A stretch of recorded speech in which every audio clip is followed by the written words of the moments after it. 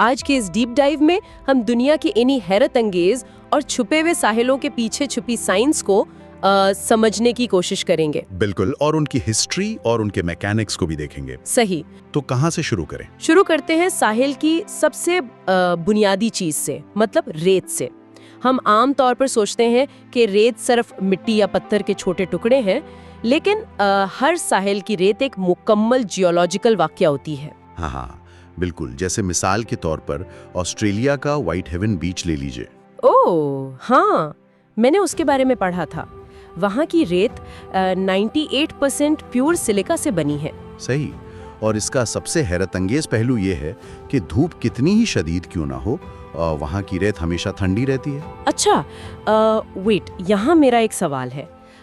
अगर वो pure silica है तो बेसिकली वो क्वार्ट्ज या शीशा ही हुआ ना, तो फिर वो हमारे पाँव को काटती क्यों नहीं है और वो धूप में गर्म क्यों नहीं होती? ये एक बेहतरीन टेक्निकल पॉइंट है।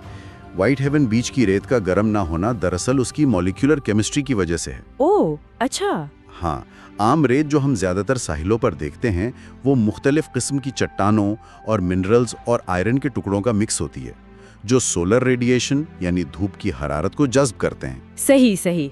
लेकिन सिलिका की थर्मल कंडक्टिविटी इंतहाई कम होती है।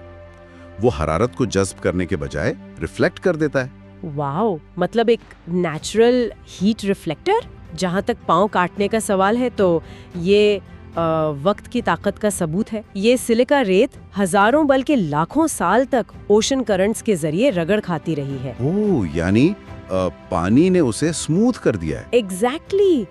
इस मुसलसल फ्रिक्शन ने उन माइक्रोस्कोपिक टुकड़ों के तमाम शार्प एजेस को बिल्कुल स्मूथ और राउंड कर दिया है। यानी हम जिसे एक खूबसूरत नरम साहिल समझते हैं, वो दरअसल मिलियंस ऑफ इयर्स की मुसलसल टूट-फूट और रगड़ का फाइनल प्रोडक्ट है।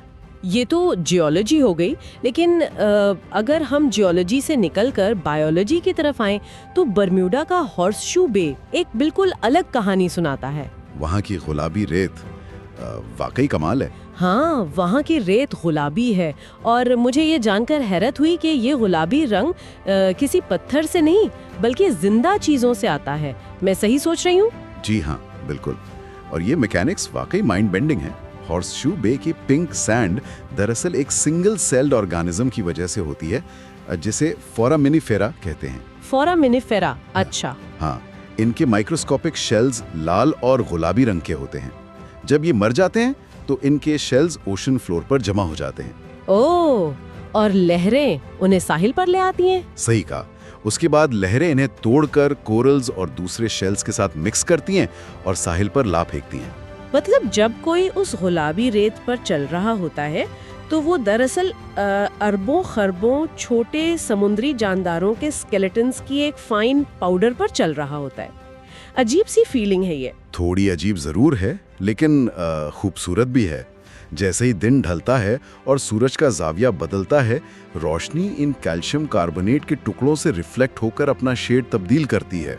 ये सच में हैरान कर देने वाली बात है कि एक खूबसूरत गुलाबी साहिल दरअसल मौत और डिके की एक इंतहाई खूबसूरत शक्ल है। बिल्कुल। लेकिन खूबसूरती हमेशा नरम और गुलाबी तो नहीं होती ना। कुछ साहिलों पर कुदरत का गुस्सा और जलाल बिल्कुल वाज़ेह नजर आता है। आप आइसलैंड के ब्लैक सैंड बीच की बात कर रही हैं, जिसे विक कहते हैं? हाँ, मैं विक की ही बात कर रही हूँ। वहाँ का नज़ारा ऐसा लगता है जैसे किसी दूसरे सैयारे का हो। मैट ब्लैक रेत और उस पर गिरती हुई बिल्कुल सफ़ेद लहरें। ये साहिल कैसे बना आखिर? वाइकस कसाइल दरअसल जमीन की सबसे ताकतवर फोर्स यानी वोल्केनिक एक्टिविटी या आतिशफिशां का नतीजा है। ओह, आतिशफिशां? जी, जब लावा समुंदर के इंतहाई ठंडे पानी से टकराता है तो थर्मल शॉक की वजह से वो लावा अचानक छोटे छोटे टुकड़ों में फट जाता है। मतलब एक्सट्रीम टेम्परेचर डिफरेंस की वजह से? एग्जैक्टली। ये बसॉल्ट रॉक होती है। वो मैट ब्लैक इसलिए होती है क्योंकि बसॉल्ट रोशनी को जज्ब कर लेता है, रिफ्लेक्ट नहीं करता। सही। लेकिन मैंने सुना है विक सिर्फ अपनी लुक की वजह से मशहूर नहीं है, बल्कि वहाँ की फिजिक्स बहुत बेरहम है। वहाँ स्नीकर वेव्स आती हैं। हाँ, स्नीकर वेव्स एक बहुत खतरनाक फिनोमेना है। मुझे अब इसी पर आना था। स्नीकर वेव्स का तस्वर बहुत से लोगों के लिए नया है।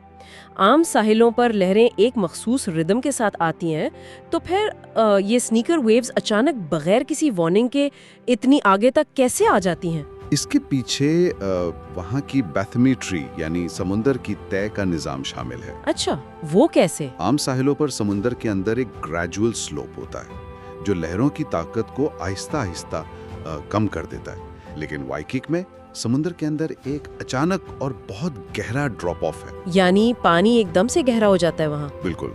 इसका मतलब है कि ओशन स्वेल्स अपनी पूरी ताकत के साथ साहिल के इंतहाई करीब तक आ जाते हैं बगैर अपनी एनर्जी लूज किए। ओह, और फिर वो वेव्स कंबाइन हो जाती हैं? हाँ, जब मुख्तलिफ ओशन स्वेल्स की वेवलेंथ्स आपस में सिंक हो जाती हैं तो वो अचानक एक मैसिव सर्ज बनाती हैं जो नॉर्मल वाटर लाइन से कहीं ज्यादा आगे तक आ जाती हैं। बाप रे, ये वेव समंदर में मौजूद लोगों को पलक झपकते में खींच सकती है। बिल्कुल, ये बहुत ही खतरनाक होती हैं। वाओ, तो स्नीकर वेव दरअसल ओशन वेव्स की आपस में एनर्जी कंबाइन होने और अंडर वाटर टेरेन का एक डेडली कॉम्बिनेशन है। सही समझा आपने। और ये बात ग्लास बीच की तरफ ले आती है जिसका मैंने शुरू में जिक्र किया था। हाँ, कैलिफोर्निया वाला ग्लास बीच। हाँ, अगर कुदरत बसॉल्ट जैसी सख्त चट्टान को तोड़कर बारीक रेत बना सकती है, तो इंसान की बनाई हुई बोतें तो उसके सामने कुछ भी नहीं।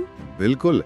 कैलिफोर्निया के ग्लास बीच पर हम दरअसल समुद्र को एक जॉइंट रॉक टम्बलर की तरह काम करते देखते हैं। 1900 की आखिरी दहाइयों में वहाँ टन्स के हिसाब से शीशे का कचरा फेंका गया, जो कि बहुत अफसोसनाक बात है वैसे। हाँ, लेकिन समुद्र की हाइड्रोडायनामिक्स ने उस कचरे को चट्टानों के साथ मुसलसल रगड़ा।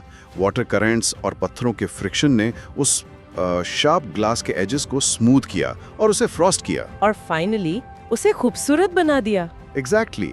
दहाइयों की इस मैकेनिकल वेदरिंग के बाद समंदर ने उस कचरे को एक कीमती सी ग्लास में बदल दिया।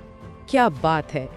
ये बताता है कि जियोलॉजिकल टाइम स्केल के आगे इंसानी असर कितना छोटा है। समंदर इवेंचुअली हर चीज को अपने मुताबिक ढाल लेता है। सही कहा आपने।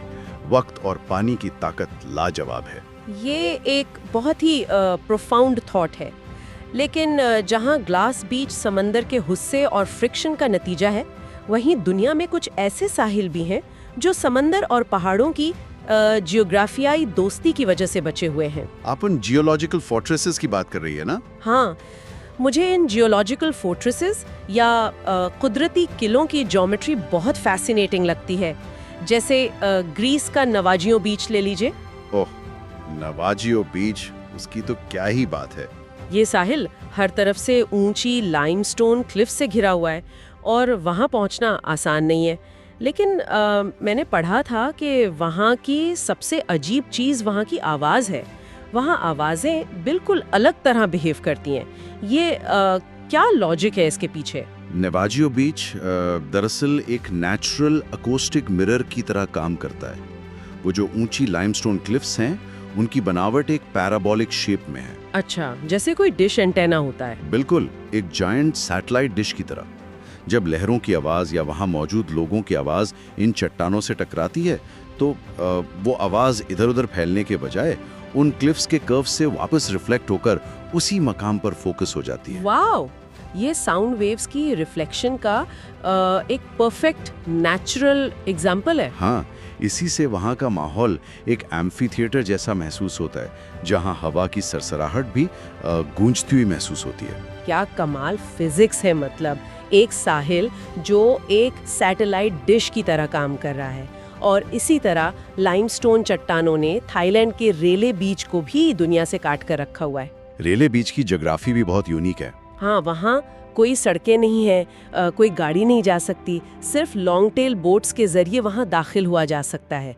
ये सब इस बात की मिसाल है कि कास्ट टोपोग्राफी, मतलब जब पानी सॉल्युबल चट्टानों को काटकर अनोखी शक्लें बनाता है, तो वो किस तरह पूरे इकोसिस्टम्स को आइसोलेट कर देती है।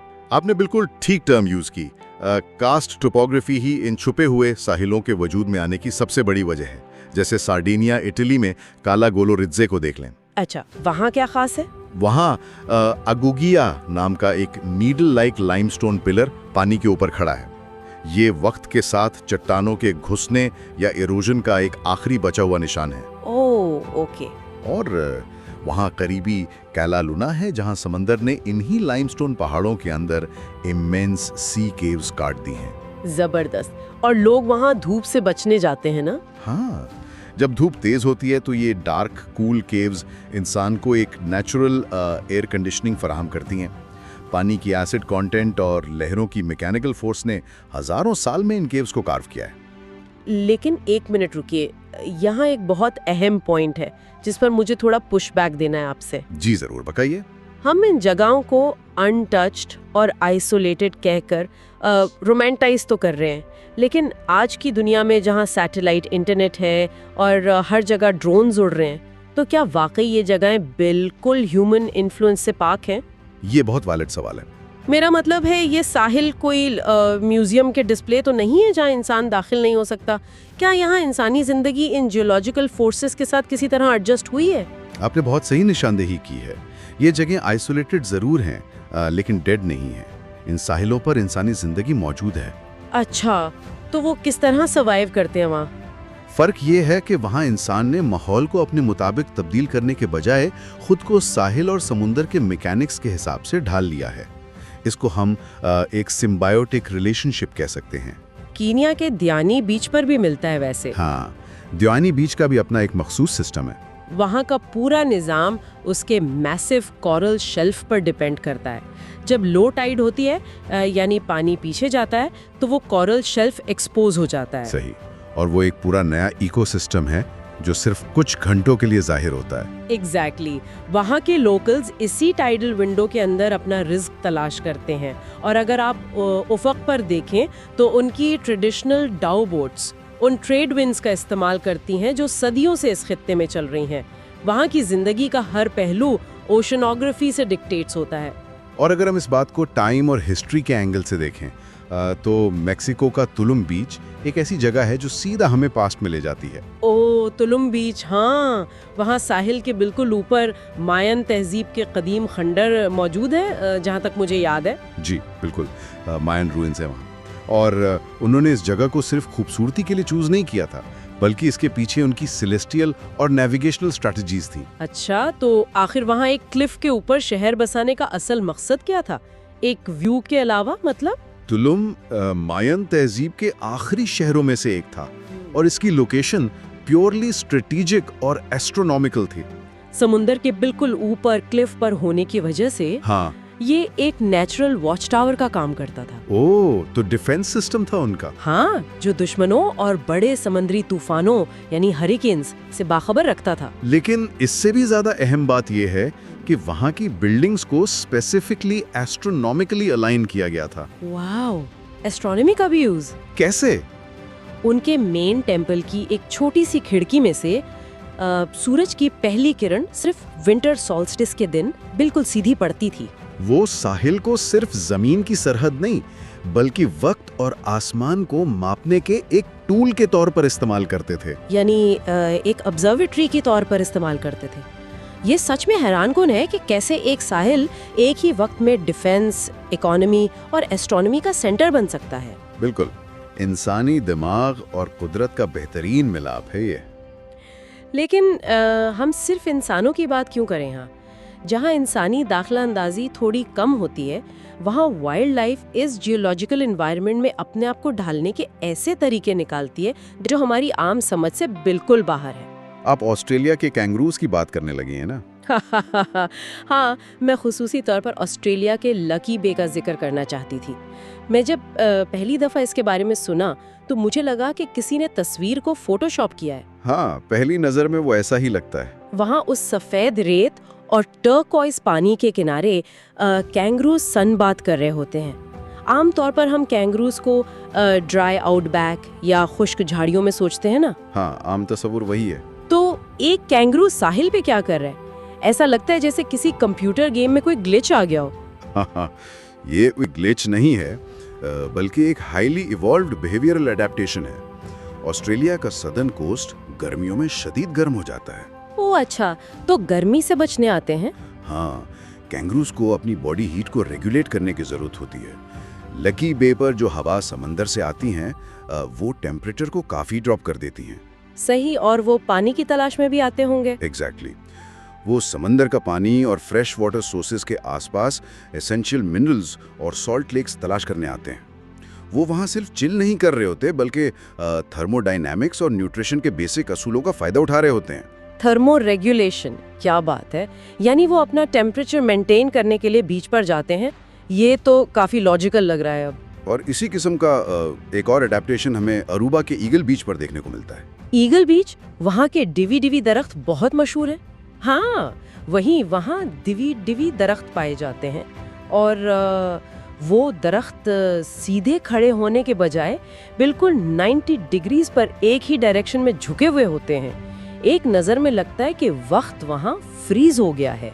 डिवी डिवी दरख्त दरअसल वहाँ चलने वाली ट्रेड विंड्स का एक बोटैनिकल रिकॉर्ड है एक तरह से। अच्छा, हवा की वजह से ऐसे होते हैं? जी, अरूबा में मुसलसल और इंतहाई तेज हवाएं एक ही सिमत से चलती हैं। इन हवाओं की वजह से दरख्त के सेल्स और ब्रांचेस एक फिनोमेनन का शिकार होते हैं जिसे थिग्मोमॉर्फोसिस कहते हैं। थिग्मो क्या? थिग्मोमॉर्फोसिस यानी मैकेनिकल स्ट्रेस की वजह से प्लांट की ग्रोथ का पैटर्न बदल जाना। दरख्त सीधा बड़ा होने के बजाय हवा के प्रेशर को झेलने के लिए उस डायरेक्शन में ग्रो करना शुरू कर देता है जहां रेजिस्टेंस सबसे कम हो। ये तो प्लांट्स की अपनी एक सर्वाइवल टेक्निक हो गई। बिल्कुल। और वो पूरा साहिल एक और इंतहाई अहम बायोलॉजिकल प्रोसेस का मरकज है, यानी सी टर्टल्स की नेस्टिंग। हाँ, मैंने सुना है कि वहाँ रात के वक्त किसी भी किस्म की आर्टिफिशियल लाइट पर सख्त पाबंदी होती है। ऐसा क्यों है वैसे? इसकी मैकेनिक्स समझना बहुत ज़रूरी है। सी टर्टल्स के बच्चे जब अंडों से निकलते हैं तो उन्हें समुद्र का रास्ता कैसे पता चलता है? उनके पास कोई जीपीएस तो नहीं होता। सही बात है, वो नेचुरली गाइड होते होंगे। वो दरअसल हॉराइजन पर चांद और सितारों की रोशनी को देखकर समुद्र की तरफ चलते हैं, क्योंकि पानी उस रोशनी को रिफ्लेक्ट करता है। ओह, तो मतलब लाइट उनका रास्ता है। हाँ, अगर साहिल पर इंसानों ने आर्टिफिशियल लाइट्स लगा दी हो तो टर्टल्स का इंटरनल नेविगेशन सिस्टम कंफ्यूज हो जाता है और वो समुद्र के बजाय सड़क की तरफ चल पड़ते हैं, जो उनके लिए फेटल साबित होता है। बाप रे, ये तो बहुत खतरनाक है उनके लिए। ये वाकई एक बहुत ज़बरदस्त रिमाइंडर है कि हमारी छोटी सी दखलंदाजी किसी स्पीशीज के million year old navigation system को पूरी तरह तबाह कर सकती है। बिल्कुल।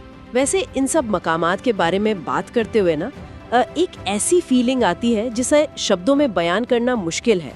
स्कॉटलैंड के लस्कनटायर बीच का ही तसव्वुर करें जरा। लस्कनटायर बीच एक बहुत ही रॉ और सेंसरी एक्सपीरियंस है। एग्जैक्टली। वहाँ जब आप दाखिल होते हैं तो आप सिर्फ देखते नहीं हैं, बल्कि आप उस एनवायरनमेंट को अपने तमाम सेंसेस से महसूस करते हैं। हवा में पीट यानी वहाँ की एक खास बॉगी मिट्टी और शदीद नमक की महक होती है। हाँ, वहाँ की हवा बहुत क्रिस्प होती है। और जब समुंदर पीछे जाता है तो उस रेत के अंदर शफाफ पानी के बड़े बड़े पूल्स बन जाते हैं। ऐसा लगता है कि पूरा आसमान जमीन पर उतर आया हो। लस्कनटायर वाकई एक इमर्सिव एक्सपीरियंस है। वहाँ जो पानी के घड़े या पूल्स बनते हैं वो दरअसल टाइडल एक्सचेंज का एक माइक्रो सिस्टम है। माइक्रो सिस्टम मतलब वहाँ भी लाइफ फॉर्म होती है? हाँ ना, जब लहरें वापस जाती हैं तो वो अपने पीछे पानी छोड़ जाती हैं, जिसमें स्मॉल मरीन लाइफ ट्रैप हो जाती है जब तक कि अगली लहर ना आए। वहाँ खड़े होकर उस नमकीन हवा में सांस लेते हुए इंसान को अपनी छोटी सी हैसियत का एहसास होता है। सही कह रहे हैं। आपको महसूस होता है कि ज़मीन एक अजीम ब्रीदिंग ऑर्गेनिज्म है और आप सिर्फ उसके एक छोटे से हिस्से को देख रहे हैं। बिल्कुल ठीक कहा आपने।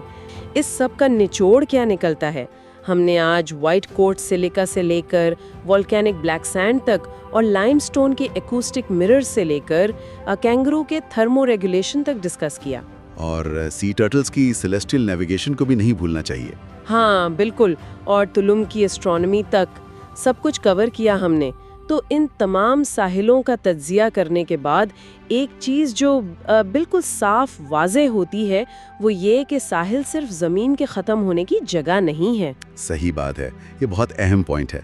ये रेत, चट्टानों, हवा, वक्त और लहरों की एक ऐसी डीप फिजिक्स है जो हर सेकंड मुख्तलिफ हो रही है।